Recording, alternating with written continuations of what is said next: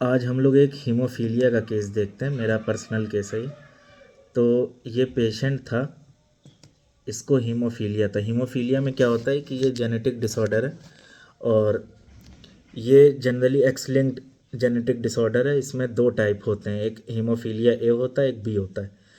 तो इस पेशेंट को हीमोफीलिया ए था और इसमें क्या था कि हीमोफीलिया ए होने की वजह से हीमोफीलिया ए में क्या होता है, क्लॉटिंग फैक्टर ए नहीं बनता है, जिसकी वजह से ब्लीडिंग बहुत होती है, रिकरेंट ब्लीडिंग होती रहती है, इंटरनल ब्लीडिंग होती है, इंटरनल हीमरेज होता है, तो पेशेंट एनीमिक हो जाता है। तो ये इसका हमने शॉर्ट में सुपरफिशियली बताया कि हीमोफीलिया होता क्या है।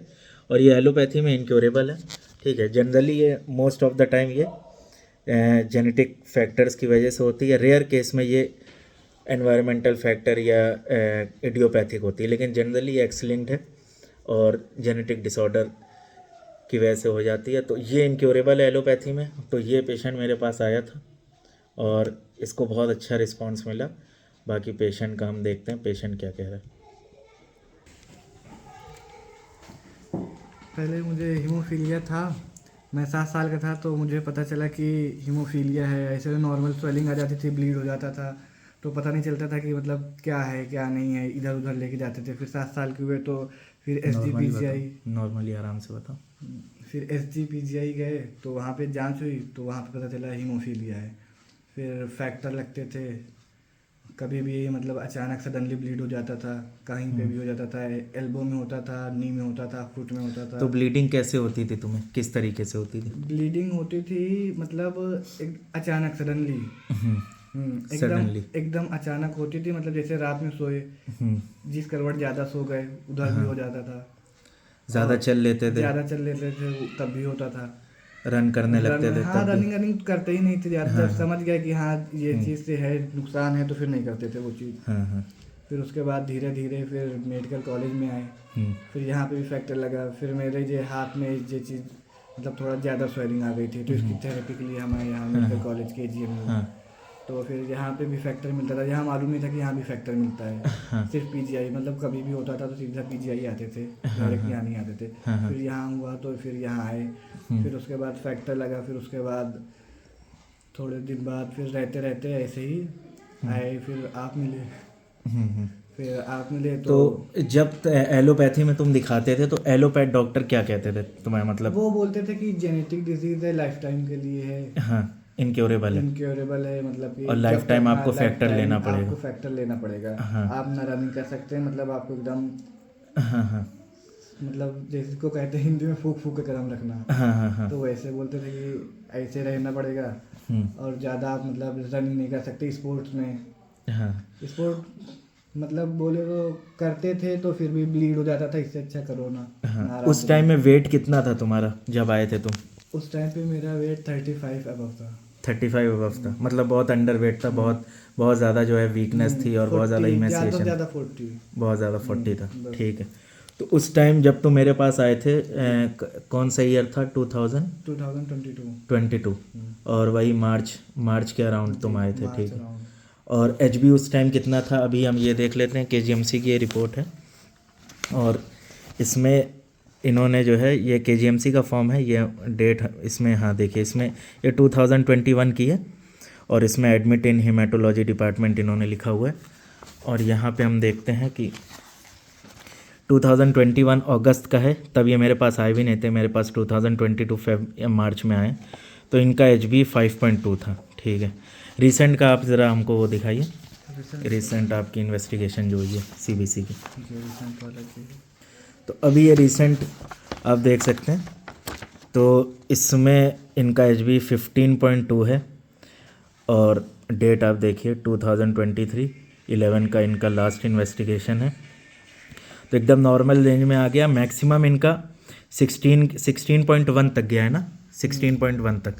तो ये HB ग्रेजुअली बढ़ा है। अब यहाँ पे कहने वाली बात यह है कि 1.5 साल के अंदर, ऑलमोस्ट 1.5 आप 1.25 साल कह सकते हैं कि कोई पेशेंट या कोई जेनेटिक बीमारी है वो क्योर हो रही है, तो ये बहुत फास्ट रिज़ल्ट है। क्योंकि जहाँ पे एक तरफ कोई होप नहीं है, जहाँ पे उसको इनक्योरेबल बताया जा रहा उस डिज़ीज़ को, क्योंकि जेनेटिक बीमारी, ऑटोइम्यून जो भी डिजीज़ होती हैं ये इनक्योरेबल होती हैं। तो यहाँ पे अगर 1.5-2 साल में इतनी बड़ी बीमारी, ये मतलब मिरेकुलस क्योर है। तो हीमोफीलिया जैसी बीमारी, जेनेटिक बीमारी ईजिली क्योर हो गई। ना कोई ट्रांसफ्यूजन हुआ ब्लड का, ना कुछ हुआ। ये बताओ कि तुम्हें ब्लीडिंग होती है अब कुछ? नहीं, अभी तो नहीं। कोई फैक्टर लेते हो? नहीं, तो और वेट अभी कितना है तुम्हारा? वेट मेरा 60 अबव है। 60 अबव है। 60 प्लस। तो ये हम देख सकते हैं पेशेंट जनरली हर तरीके से इम्प्रूव कर रहा है। उसका एचबी भी बढ़ा, कोई ट्रांसफ्यूजन नहीं, वेट भी बढ़ा। और मेंटली तुम्हारे अंदर क्या क्या चेंज आया? मेंटली काफ़ी चेंजेस, बिहेवियर में क्या चेंज आया? अरे मतलब पहले चिड़चिड़ापन जैसे हाँ हाँ। रहता था, और मतलब सोचने लगते हो तो मतलब सोचो फिर क्या है। पहले जैसे हमने ऑब्जर्व किया था कि पहले सबमिसिव थे, बहुत मतलब फियर रहता था और डिसीजन नहीं मतलब अब डोमिनेटिंग हो गए हो। अब तुम अपना डिसीजन ले लेते हो।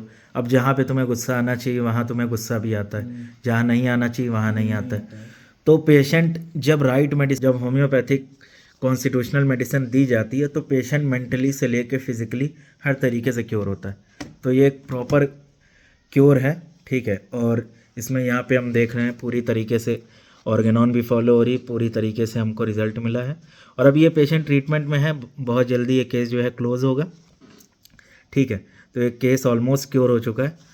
और ये अच्छा आप एक चीज़ और बताइए कि एलोपैथी का क्या बिहेवियर है जब वो कहते हैं कि क्लॉटिंग, जब आप कहते हैं कि हम क्लॉट नहीं लगवाएंगे, जब आपने मना किया था तो उनका बिहेवियर यही था कि आपको लगवाना पड़ेगा। हाँ अब आपको रिलीफ मिल रहा है। एक इंजेक्शन आई थी हेमलिब्रा, 1 साल हो हाँ गया। हाँ हाँ तो हेमलिब्रा लगती थी, वो पहले वीकली लगती थी, हाँ वीकली के बाद फिर मंथली हुआ।